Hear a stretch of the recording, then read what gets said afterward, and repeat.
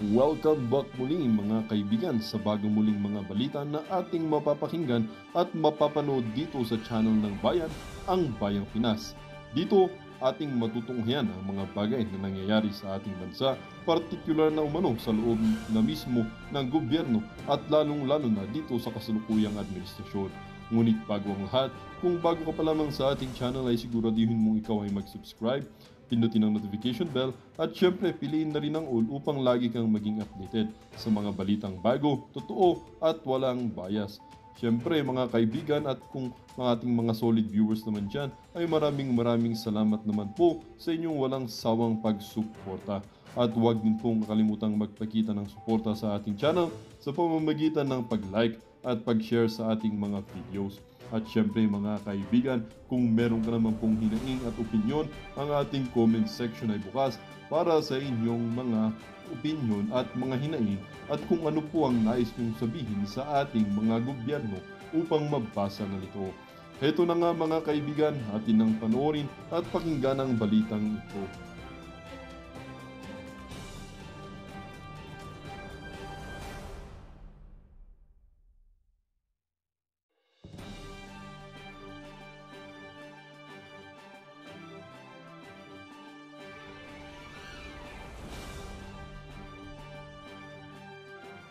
Article ng mga bangag. Mga kababayan, tignan nyo yung article na yan, kung gaano katanga, gaano ka Shonga Bells. Okay? Tignan natin. Nakikita nyo, di ba? Ang sabi dyan ng Presidential Communications, President Bangag-Bangag Marcos grants ex-Iloilo City Mayor Mabilog Executive Clemency. Ang sabi dito, President Marcos Jr. has granted executive clemency to former Iloilo City Mayor Jed Patrick Mabilog, citing his long-standing commitment to good governance and the numerous awards and recognitions Iloilo City received under his leadership. O, di ba? Talagang sinasalpak sa tao bayan na, kaya pinardon kasi may mga award, O, sabi dito, given former Iloilo City Mayor Jed Patrick Mabilog's long-standing commitment to good governance, coupled with awards and recognition received by Iloilo under his leadership, President Bangag granted Mabilog's petition for executive clemency in connection with his administrative case, thereby removing the penalties or disabilities resulting from such case. Sabi ni Bersamin. Basahin nyo to kung gaano katanga to. Nakita nyo ba ito mga to? Lalakayan ko lang The Office of the Ombudsman dismissed Magalong on October 23, 2017 for violating section Nakita nyo yan? Nakita nyo kung gaano ka-vovo? Itong mga writer dyan sa Presidential Communications, mga buwaka ng inan nyo, hindi nyo matama yung balita. Fake news kayo, mga yawa kayo. O, paano naging Mabilog ang Magalong? O siguro yung writer habang nagsusulat nito, o baka si Cesar Chavez ang nagsusulat nito, ang iniisip mo si Mayor Magalong na nagbibigay ng mga expose o matapang na pananalita na ang gobyerno ni Bangag, ang Congress, lahat mga kawatan kayo. Kaya tignan yung nasulat nyo. Imbes na si Mabilog, si Magalong. O sabi dyan, pakalat nyo nga palangga, gawin yung katawa-tawa tong mga hudas na ito. The Office of the Ombudsman dismissed Magalong on December 23, 2017 for violating Section 3H of Republic Act 3019 as implemented by the Department of Interior and Local Government. So, chinek natin yan to make sure na baka si it's about Mabilog. Paano napunta dyan si Magalong? So, tinignan natin, there was a report on October of 2017, October 2017, sa Philippine Star, October 26, Iloilo Narco Mayor sacked. Okay, hindi naman si Mayor Magalong ang isinako, di ba? Oh, di ba? So ngayon, mga kababayan, dahil ang reason niyan, unang-una, pinangalanan niya ni Pangulong Duterte na kasama sa narco list. Then, yung report, yung kaso niya sa ombudsman na sinasabi diyan, ay hindi niya maipaliwanag yung kanyang income na biglang lumobo ng 9 million pesos sa kanyang SALE. Hindi natin babasahin yung buong balita, yung pinaka-importante lang. So ngayon, mga kababayan, ang question ko sa inyo, balikan natin to. The Office of the Ombudsman dismissed Magalong on October 23, 2017 for violating da-da-da-da-da. All right. Okay, Section 3H of RA 3019 prohibits public officers from having financial interest in business, contract transaction which they participate in their official capacity. These imposed included dismissal from service with accessory penalties and bar reemployment. The others stem from a complaint filed in 2013 by Manuel Mejorada. Ito, nakakulong ito si Manuel Boy Mejorada. 'Di ba? Kawawa ditong taong to. The former provincial administrator of Iloilo, alleging dishonesty, grave misconduct related to awarding of a government contract to a towing service firm in which the former mayor and former Iloilo City Council had a vested interest. With the executive clemency granted, Magalong is now allowed to run for public office or according to Executive Secretary Bersamin. Nakita niyo yan, mga palangga? So dapat, binasa-basa natin, may mga abogado sigurong magagaling dito, mga hitad, yung executive clemency or yung pardon, hindi yan dapat pinapataw sa mga taong nagnakaw sa kaban ng bayan. Pero only sa bangag, di ba? Only sa bangag administration ay pinapalabas ang mga kawatan. At iniisip natin at ang tinatansya-tansya natin dyan, mga kababayan, posibleng marami pang patatakasin si bangag o palalayain o ipapardon kasi nga idol niya si Lolo Biden na yung mga kamag-anak ni Biden hindi pa nakagawa ng kasalanan o wala pa, hindi pa na-charge or hindi pa convicted, ay pinardon na. Diba? At although sa atin hindi applicable yan sa batas ng Pilipinas, according sa ating constitution na binasa natin kanina, sa Pilipinas, talaga namang kahit nasangkot sa pagnanakaw, mga kababayan, right? Kahit sa sangkot sa pagnanakaw sa kaban ng bayan, ayon, pinatawan ni bangag o pinatawan o binigyan ng executive clemency. Alright? Kasi ang sinasabi dito, mga kababayan, hindi dapat pinapardon yung mga nagkasala o nagnakaw, hindi nagkasala, nagnakaw sa pera ng Pilipinas. Like kung graft and corruption or plunder ang kaso mo o you are a plunderer, kawatan ng kaban ng bayan ay hindi ka dapat magbigyan ng executive clemency kasi considered as talagang serious crime yung pagnanakaw sa kaban ng bayan. So kung ganyan ang presidenteng bangag na ang mga nagnakaw sa kaban ng bayan ay bibigyan niya ng executive clemency, ay maglalakas loob itong mga hinayupak na to na mga magnakaw ng pera ng bayan kasi kung sino ang susunod na presidente ay pupusta sila doon or tataya sila or sisip-sip sila, mga kababayan, para what? Para mapalaya sila in the future. So magnanakaw muna sila ngayon kasi ang gagawin nila sa susunod, tataya sila ng tataya sa mga kakandidato ng presidente, tapos mapapalaya lang sila sa kanilang mga kasalanan. Kasi ayon sa batas, ang mga serious crime katulad ng bribery, treason, espionage, at plunder, mga kababayan, kung tama itong binabasa natin, ay excluded and graft and corruption sa pagbibigay ng executive clemency. Pero si bangag ay pinatawad, pinardon niya etong taong sangkot sa pagnakaw, hindi sangkot, charge, di ba? Sa kapagnakaw sa kaban ng bayan. Hindi rin kasama dito sa batas ang pagbibigay ng executive clemency ang sangkot sa drug trafficking, manufacturing, or anything na, anyone na involved sa pagpupulburon. Di ba? Kapag sangkot ka sa pulburon manufacturing, trafficking, distribution, hindi ka dapat kabilang o mabigyan o hindi ka dapat mag-grant ng executive clemency. Malinaw yan. Basahin nyo lang ang batas ng Pilipinas at mag-agree ang mga palangga kong mga abogado dito. Pero, sabi ni pardon only if the plunderers return first the money with interest, which is impossible. Sabi ni, your game is a scam and shame. Yes, that's true. Wala pong pinagkaiba dito kay Erich Sylvester. Okay? Convicted yan sa criminal,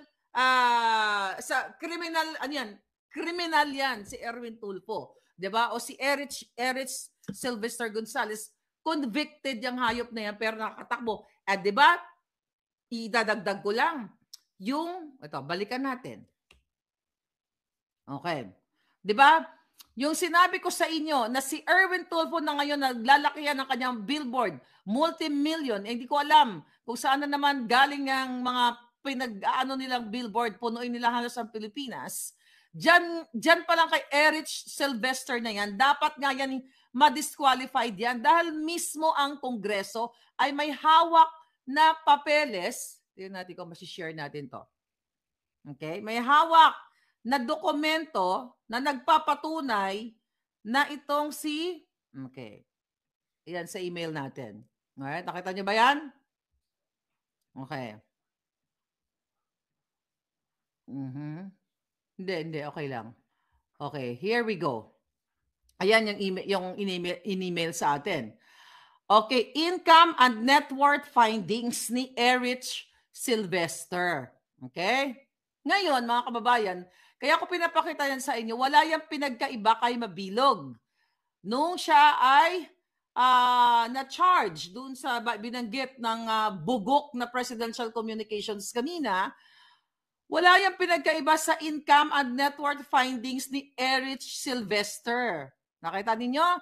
Subject officials, ang ibig sabihin ng subject official, si Erich Sylvester yan. Net worth rose from 160,423,685 pesos in December 2018 to 224,591,642 in December 2021, or a net increase of 64 million per his submitted affidavit on assets, liabilities for the year 2018 to 2021. However, his cumulative professional income or after income tax per his submitted BIR annual tax return for fiscal years 2018 to 2021 amounted only to 4,149,288,000.85, resulting in an unaccounted increase of 60 million. Yan, yung figure na yan. It is noted that his annual tax return for the year 2018 was filed on May 2019 or a month beyond 2019 deadline. Ayan o. Ayan o. Appointments review. Nakita nyo ba yan? Republic of the Philippines. Ayan. Kay ano yan? Kay hanggang dyan na lang muna tayo. So anyway, pinapakita ko lang sa inyo in comparison, okay? Comparison dito kay Mabilog na na-charge siya sa 9 million lang ngayon sa kanya maliit lang, 9 million, kumpara dito na hindi maipaliwanag ni Erich Sylvester, okay? Yung kanyang yaman, yung kanyang pera, na saan nanggaling, saan ka nakakakita, may 200 million kang asset, ang i-declare mo lang sa BIR is 4 million. Paulit-ulit kong sinasabi ko sa inyo para hindi kayo magiging syunga. Yung mga nagpapaniwala sa mga tulfo, tangina, maawa kayo sa inyong mga sarili. Ano mga kababayan, nakita ninyo? Gaano ka bugo ang gobyernong ito? Yan, marami pa siyang mga ipapardon dyan. Okay? Marami pa siyang ipapardon, mga kababayan, dahil gusto niya ngang sundan ang kabulukan, okay, ng ginawa ng mga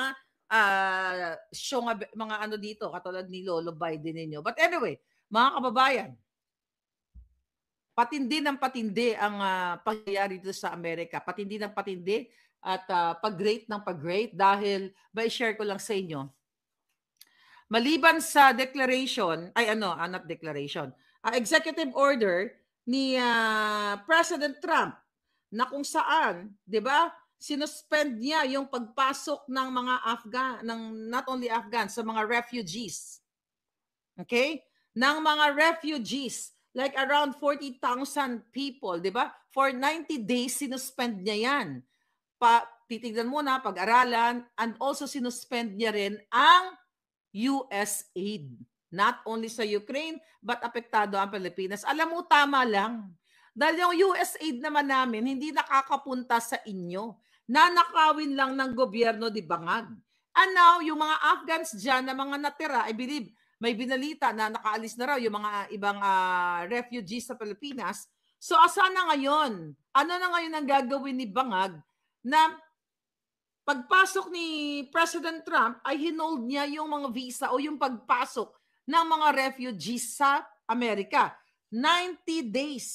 Okay? Kung 90 days yan, mga kababayan, ang sabi ng bangag ninyo na presidente, 59 days lang daw itong mga itong mga refugees sa Pilipinas. Wala namang problema. Kung ang Pilipinas, kung ang bansa natin ay mayaman at nakakakain kayong lahat. The problem right now, hinold ang US aid. And now, matitenga ang mga Afghans dyan. Hindi natin alam kung sila ba ay karapat-dapat makapasok dito sa Amerika. Kasi hinold na nga through executive order. So ano ngayon ang palusot na naman ng bangag na administrasyon? Mananatili ba ang mga Afghans dyan? Dahil during Biden administration, ang sabi diyan ay ang magpapakain lahat sa mga Afghans na yan ay ang Amerika. So now, ang sabi ni Trump, right there and then, pag upo niya, i-hold ang US aid. Dahil I think, ilang billion ba yun? How many billions? Multi-billion ang nagagastos ng bansang Amerika dyan sa mga aid na yan sa iba't ibang bansa. And now, so, dahil hinold na, tinigil muna yung US aid. Pinigil din ang pagpasok ng Afghan. Sino na ngayon nagagastos dyan sa kanila? For 59 days.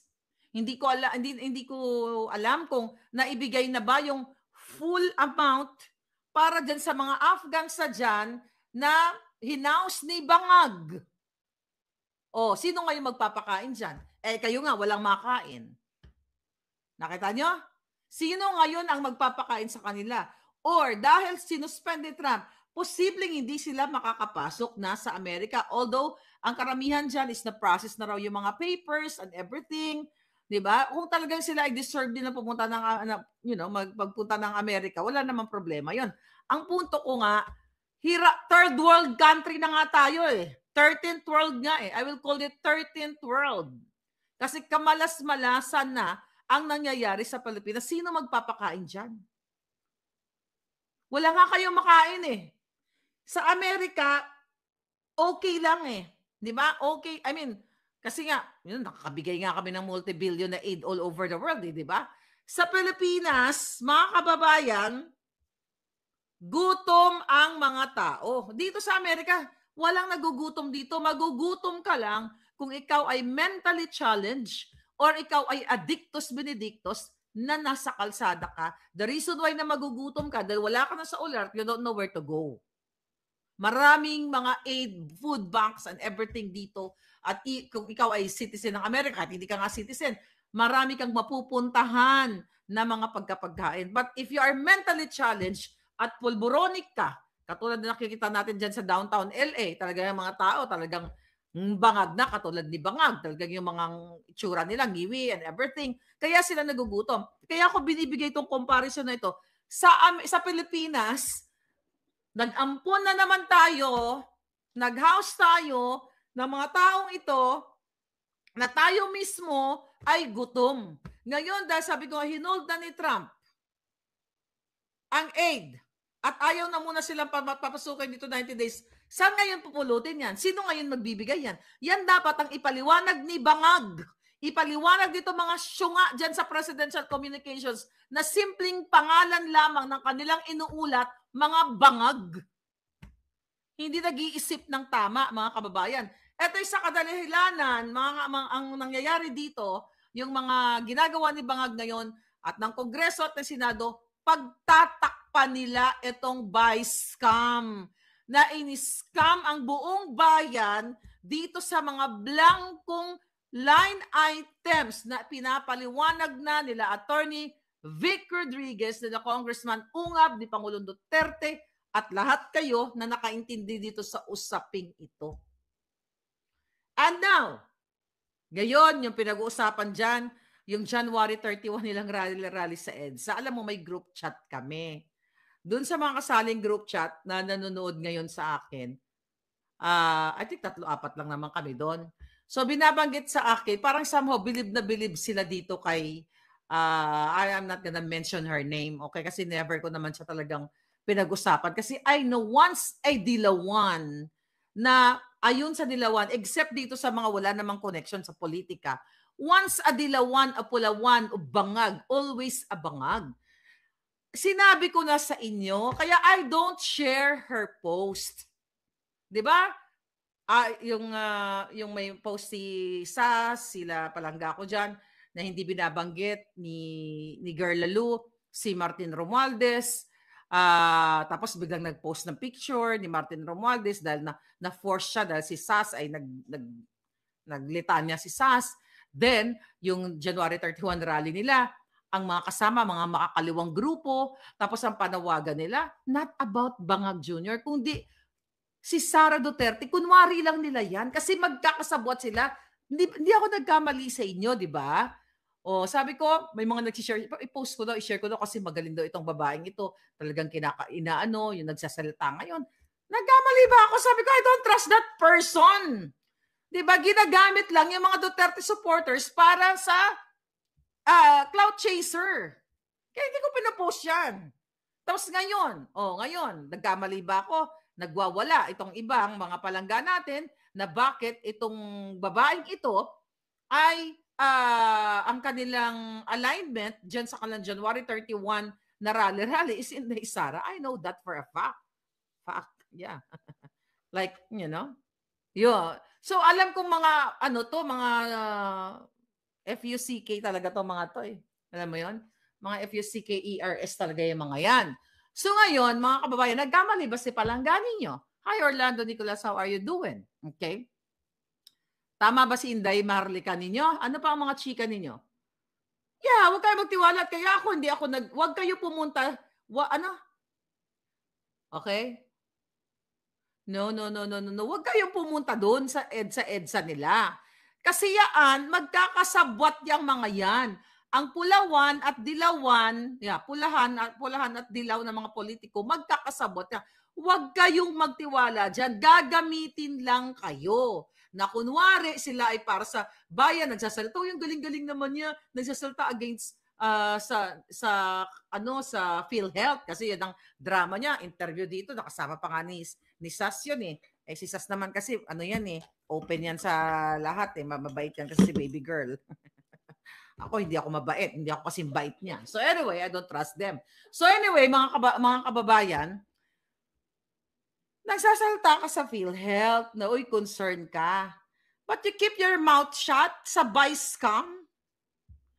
Tapos hindi ka nagsasalta sa ibang pagnanakaw ni Bangag katulad ni Risa Ontiveros. Anong ibig sabihin yan?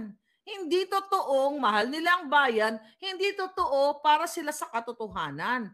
They're there para linlangin kayo at pasakayin kayo para madagdagan yung followers nila. Ganun lang yon. So if I were you, block them or unfollow them. Wala naman kayo makukuha. You talk about PhilHealth na nagsalta lang ng PhilHealth, dapat ganito, hindi dapat hindi dapat zero budget yan. Excuse me. Andyan si Vic Rodriguez. Andyan si Inday Sara. Andito ako, andyan ka na nagsasalta. It's the same thing ang sinasabi. Yun na mas nauna pa nga tayo nagsalta. It's the same thing. Yung ating pangunawa at pagbigay ng mga salaysay dyan. Tapos tignan nyo ngayon. tahimik, sabi ni James Cloud, tahimik si Magno sa heavy luggage. Ayun na nga. Kasi kung for the people ka, para ka sa Pilipino, hindi ka mamimili ng issue ng pagnanakaw. Ito lang yung pipiliin ko, PhilHealth lang kasi ganito. Yung bribery ni Romualdez, yung kidnapping ni Lisa Tanas, yung smuggling ni Lisa Tanas at ni Marcos, tatahimik ako. Hindi ganyan makikipaglaban ang isang mapagmahal sa bayan. Kung totoong mahal mo ang bayan. Wala kang iniinda na takot, kaya mong banggain ang mga bangag kapag ang nararamdaman ng puso mo ay para sa Pilipino. Pero kung magsasalta ka lang about PhilHealth, kasi in at daming nagsasalta, gusto mo lang madagdagan na followers mo at gusto mo malinlang ang mga Duterte supporters o even not Duterte supporters, mga taong bayan na galit na sa bangag na ito, kitang-kita nyo naman. Hindi nila kayang magtaya ng alindog katulad ko, katulad ni Sas. Pareho kami niya, nagtataya ng alindog. Diba? Binabangga namin ang mga demonyo. Tandaan nyo, Sas Rogando Sosot, Maharlika versus Mel Robles. Dahil pareho kami ni Sas na nag-expose ng kahayupan ng mga black ops nila Lisa Tanas. And now look at you guys. Yung ngayon, yung nalalapit na pagpapatawag sa mga vloggers, ipapakulong kayo, iko-contempt kayo. Samantalang si Bangag ay what? Nagpapardon ng mga sangkot o na-charge na ng pagnanakaw sa bayan. Samantala, si Colonel Grijaldo ay nakakulong pa rin sa Station 6. By the way, napaibot sa atin ang ating mga palanggang mga pulis. Kaya alam nyo, mga palangga ko mga pulis, kayo lahat, AFP, alam nyo naman di ako galit sa inyo. Yung mga demonyo lang talaga. May nag-message sa akin. Miss Maharlika, nakakaawa si Colonel Grijaldo. Porque po ba hindi siya PMAyer? Hindi siya pinoprotektahan ng mga ng mga PMAyers? Nakakulong pa rin, pero samantala po si General Wilkins Villanueva ay napalaya na. Right? Napalaya na siya. So it's good na mapalaya siya kasi nga nag-aaklas ang mga PMAyers na nawagan. Sana sir, kayo din ng mga PMAyers, wag din kayo selective. Di ba? Kung mahal nyo si Wilkins at sa tingin niyo ay nagrabyado siya ng Quadcom, which is true naman, bakit hindi din kayo magsalita dito kay Colonel Grijaldo even though hindi siya PMA graduate? Yan ang nakarating sa akin galing sa isang pulis. You know, kilala mo, si Madam yun, babaeng pulis. Miss Marlica, kawawa naman kami na hindi kami graduate ng PMA. Si Colonel Grijaldo, nakabaro namin hanggang ngayon, nakakulong pa. So kayo dyan, mga general, bilib naman na sana ako sa inyo. Di ba yung mga nananawagan? Pero bakit kay General Wilkins lang dahil nga siya PMA? Yun po yung sentimiento ng tao eh. Dapat manindigan din kayo sa kabaro ninyo kay Colonel Grijaldo na ginigipit ngayon at patuloy na nakakulong. Samantala, ang kawatan na si Mabilog, ang sangkot sa pulburo na hindi dapat yan pardon, ay na-pardon at pwede pang makatakbong muli. Kita nyo? Samantala yung kabaro ninyo, nanindigan lang, nagsabi ng kanyang nalalaman, personal knowledge sa Senado, gustong gustong i-twist ng mga buwaka ng ina dyan sa Congress, yung mga buwaka ng inang mga kawatang, mga jutang genemes, hindi pa kayo bawian ng buhay lahat at pumantay ang mga paa ninyong mga hanayo pa kayo. Diba? Gusto nilang i-twist. Ngayon nakakulong si Colonel Grijaldo. Ngayon, ang mga vloggers, ang sabi ng ni Fernandez, ipapatawag nila yung mga vloggers kasi daw, kailangan managot. Di ba? Papanagutin nila. Yan sila barbers kasi natitaint yung, nasisira yung House of Crooks nila. My God, panglilin lang niya. Alam niyo kung bakit nila ipapatawag din yan? Maliban sa gigil na gigil sila sa mga vloggers, another way na pagtatakip nila dito sa vice scam na ginawa nila at gusto nilang makalimutan, mga kapalangga. Gusto nilang makalimutan ninyo ang issue dito sa vice cap na ito na dapat ito ay binibigyan, kung gusto talaga nila imbestigahan dyan sa Kongreso at Senado, iimbestigahan nila. But again, hindi sila mag-iimbestiga sa kanilang mga sariling pagnanakaw. Kaya nga, sabi ko nga, although alam naman natin na sinusungal-ngalan na ni Lisa Tanas ni Bangag ng pera ng bayan, ang mga tiwaling AFP, ang mga tiwaling nasa PNP, lahat yung mga hinayupak na yan na mga katulad ni Marbil at ni Au Browner at iba pa, ni Gibo, lahat yung mga hinayupak na yan. Nasusungal-ngalan yan. Nasusungal-ngalan sila sa bunganga ng mga bangag. O iba sa kanila siguro bangag. Kaya wala na talagang pag-asa kayo. Walang-wala na hanggat hindi kayo kumikilos. Pero panawagan uli, sa January 31, huwag kayo sumama dyan sa EDSA na yan dahil pulawan yan. Mga kakampi yan ni Bangag. Kunyari lang yan, drama-drama. Okay? Huwag kayong sumama dyan, mga kababayan. Ngayon, ano pa ang mga eksena? Ito, update ko lang sa inyo. Alam nyo ba? Today? Today. I think 2 eroplano ang na-deport na mga kriminal na illegal dito sa Amerika, pinabalik sa Colombia kung saan sila galing. Alam mo bang hindi tinanggap ng kanilang president, what's the name, Petro? Si Petro, President Petro ng Colombia, hindi tinanggap itong mga kriminal nilang mga Colombians na pinagdadampot dito sa Amerika dahil may mga kaso. Sila talaga yung unang sinampulan. Okay? Ngayon, natin. Yes, here we go.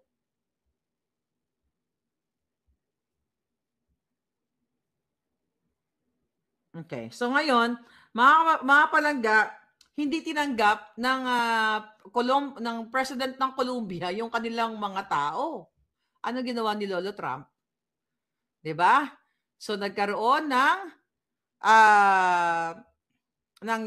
order si Trump na taksa, singilin ng tariff ang Colombia ng 25% at within the week 50% yung kanilang mga produkto papasok dito at kakansalihin ang mga passport ng mga Colombians like mga politiko. Hi, Remy. Oh, 'di ba? Ang galing, 'di ba? Ang galing dito. Ang ganda-ganda ng mga nangyayari ngayon kasi nababawasan na ang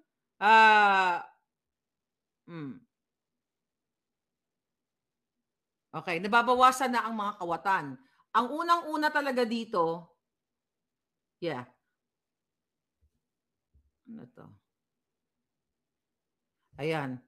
Ang sabi dito, mga kapalangga, 25%, ayan. Pinatawa ni Trump ng 25% tariff ang lahat ng Colombian goods or papasok dito sa Amerika. Ngayon, ay akalain mo naman ayaw papasukin yung kababayan nilang mga kriminal. Nakakaloka, 'di ba? Kasi pinagdadampot na yung mga kriminal dito. Tapos ibinalik sa Colombia. Mga Colombiano yun eh. Ayaw nilang tanggapin. Di binigyan sila ng sample na bonggang-bongga. Gustavo Petro, President ng Colombia, sabi ni Colasa. O, 'di ba? Ang galing-galing na ng mga pangyayari dito. Nakakatuwa. Ang dami kasi ngayon ang mga ICE nandito na sa LA. Pero inuuna nila yung mga kawatan. Bihira naman sa Pilipino yung mga sangkot sa katulad dito, katulad ng mga ibang mga lahi, no, maliban sa Pilipino, na talagang gumagawa sila ng krimen, gumugurgur, nagnanakaw. Kaya ako, personally, gusto ko yung ginagawa ng gobyernong inuuna yung mga kriminal. Kasi dito ang lalakas ng loob nila sa Los Angeles County. Nagnanakaw sila, yung nakikita nyo sa mga mall, na nagnanakaw sila. Karamihan dyan, yung iba dyan mga undocumented o mga illegal. Ganun nila paglaruan ang batas. So that's good. At kasi sana ang presidente natin, meron talagang yun nga, kamay na bakal, mga idol ni Trump, si Pangulong Duterte. Okay, illegal alien na mga kriminal, sabi ni Lay Diaz. Exactly, parang si Erich Sylvester na nagnakaw ng identity theft. Yan ang number 1 dapat yan kasi Nagnakaw ka ng identity ng ano eh, ng tao. Yes, sabi ni Faith Piva, Dolabay, Colombia will be sending 2 planes to pick up their people. Ayun, ang palusot ng kanilang presidente, kasi daw, ipapagamit daw niya yung presidential plane dahil parang ang pinipaint nila sa media na maltreated yung mga Colombians dahil isinakay lang doon sa, ano ba yung sinakyan nila? C-130, parang C-130 ba yon?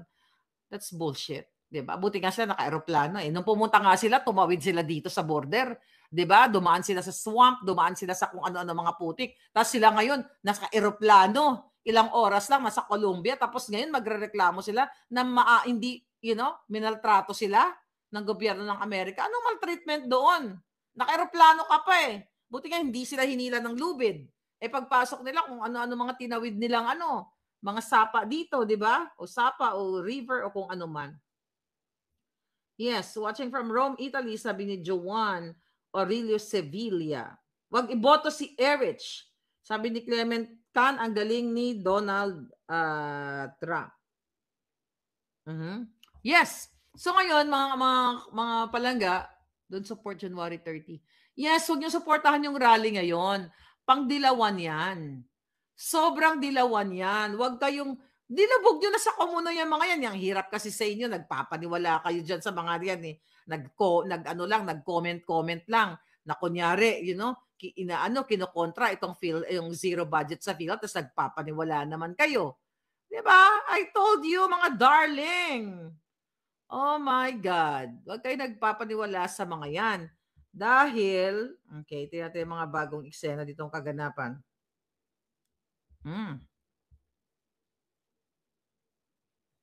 Ano na mga date sa Pilipinas?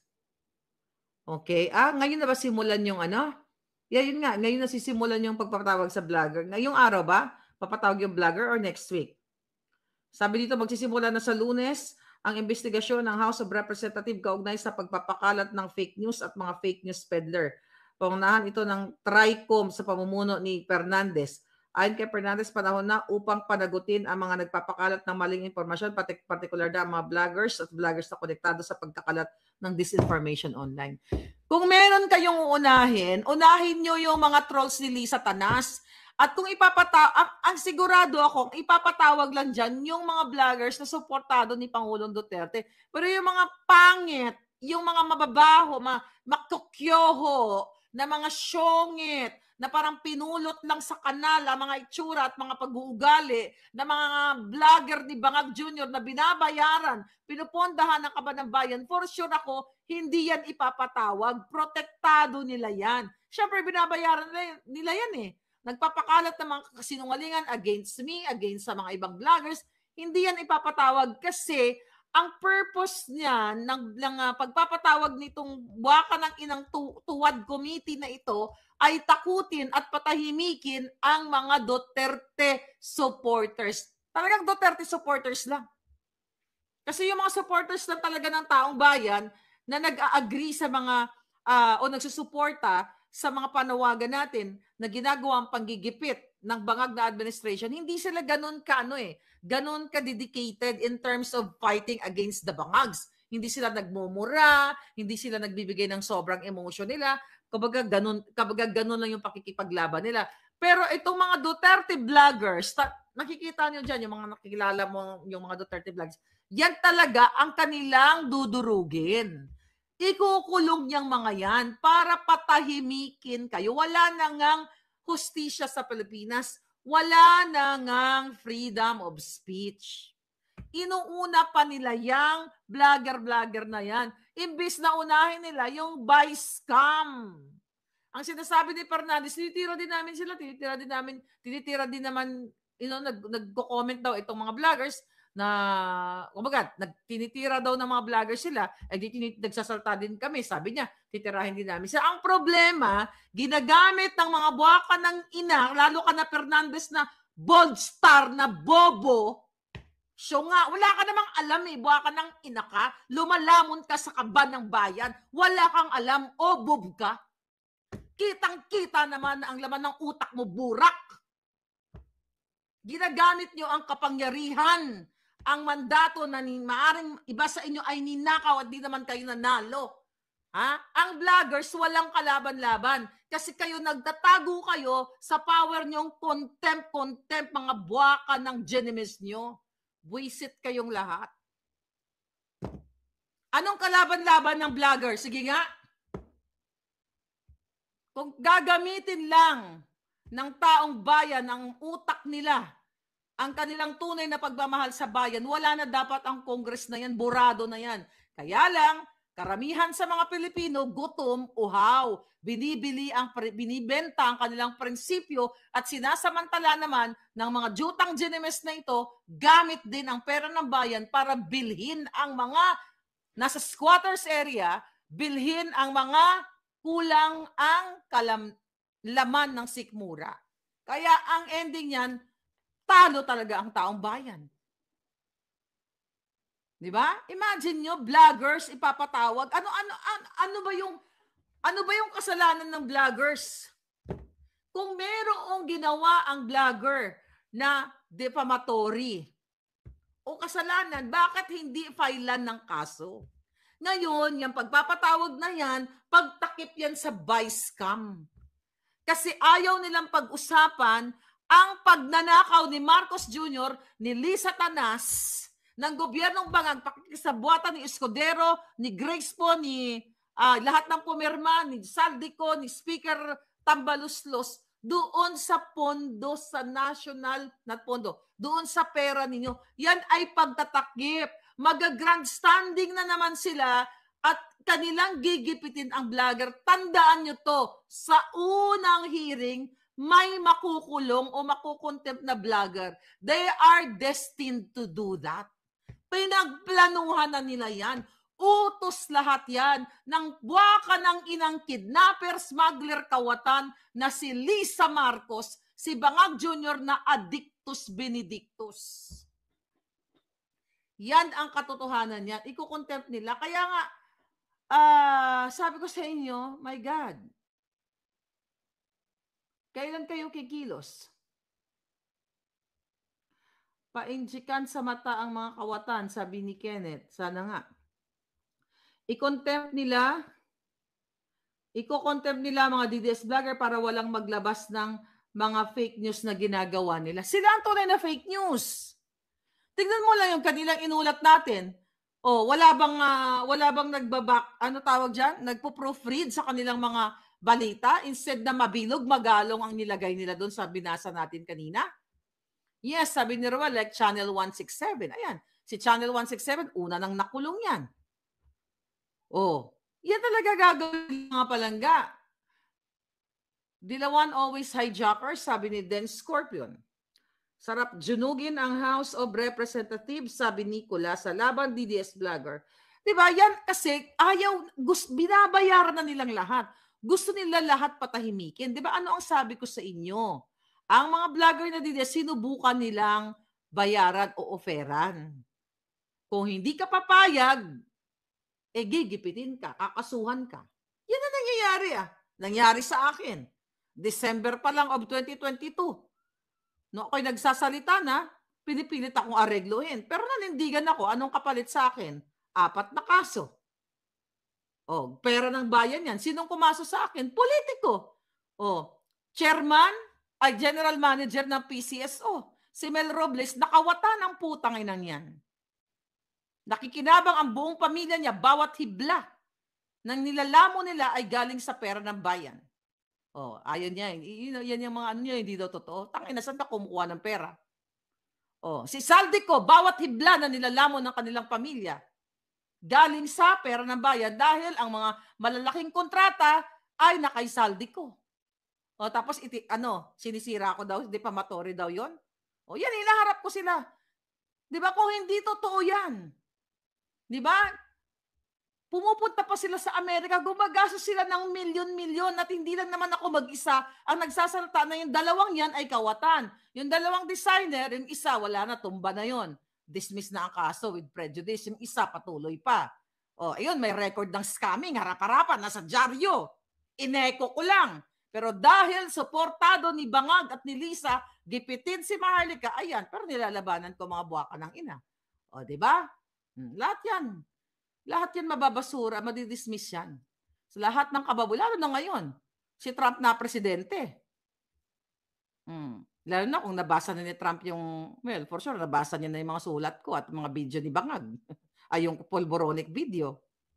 Hello? Alam na ni Trump na addict si Marcos Jr. Pwede ba? Huwag ka magpanggap. Ayaw ni Trump ng addict. Baka ano yan, chika-chika lang yan. Di ba? Gumagapang sila, nakausapin si Trump. Alam na ni Lolo Trump na addict ka, Marcos Jr. Na authenticated kang addict. Oh, sabi nga ni Trump, dineclare na nga niya na yung mga drug cartel na yan. Yung mga sangkot. Kasabwat ka, ikaw ang cartel ng Pilipinas. Oh, dapat nga gawin ni Trump, i-cancel niya lahat ng visa ng mga politiko. Lalo yung mga kaalyado ni Bangag para hindi na makapasok dito sa Amerika at para hindi na makapag-transport ng nakaw nilang pera at pagbili dito ng mga bahay nila. Di bale, tulungan niyo ako. Alamin niyo lahat, sa lahat ng mga nanonood dito, baka kapitbahay niyo, kamag-anak ninyo, mag-email kayo dyan. Ayan yung email natin, Maharlika Network at Proton Mail. Lahat ng politiko na alam ninyo, na kaalyado ni Bangag, na bumili ng bahay dito sa Amerika, i-email niyo dyan at i-email natin kay Lolo Trump para isuspend niya lahat yung mga yan. Ayaw ni Trump yan.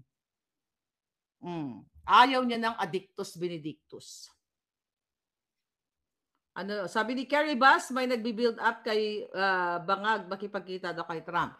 Well, yung mga bilateral eklabush na yan, tingnan natin kung makikipagkita si Trump sa kanila. Pero syempre, napaka-smart nung lolo ninyo. Diyos ko po. Alam niya yan. Parating na nga sa kanya yun.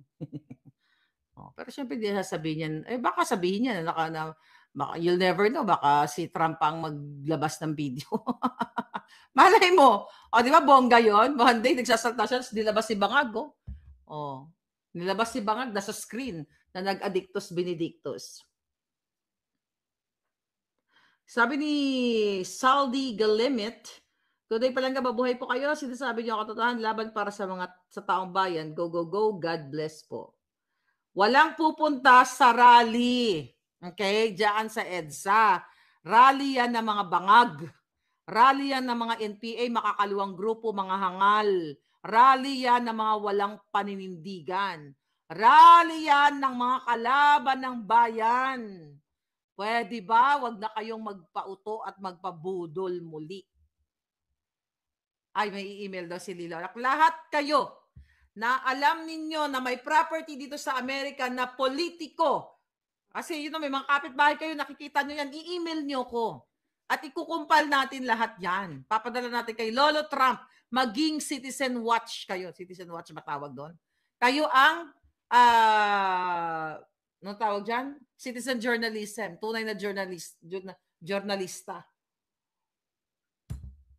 Lelen, wag kayong pumunta sa January 31. Okay? Huwag kayo pumunta. Rally ng mga ewan.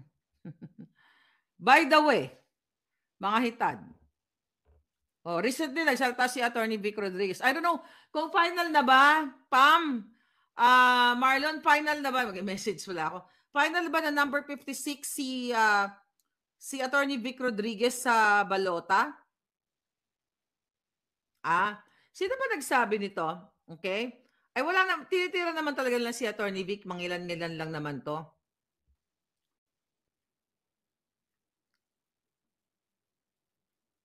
$56. Okay? Sinabi ni Attorney Vic Rodriguez pala, 2 hours ago, sabi niya, kung nasaan yung hangin, nandoon. Sino ba nagsabi nito na sinabihan daw siya kung nasaan daw ang hangin, nandoon si Attorney Vic? Ito mga julol na to, wala din talaga sa ayos. But anyway, ako na magsasabi sa inyo. Teka muna. Ang sabi ni Attorney Vic, kung gusto ko nang, sinabi ko na to actually, kung gusto ko nang nasaan ang hangin, hindi na ako umalis sa Malacanang. Totoo yun.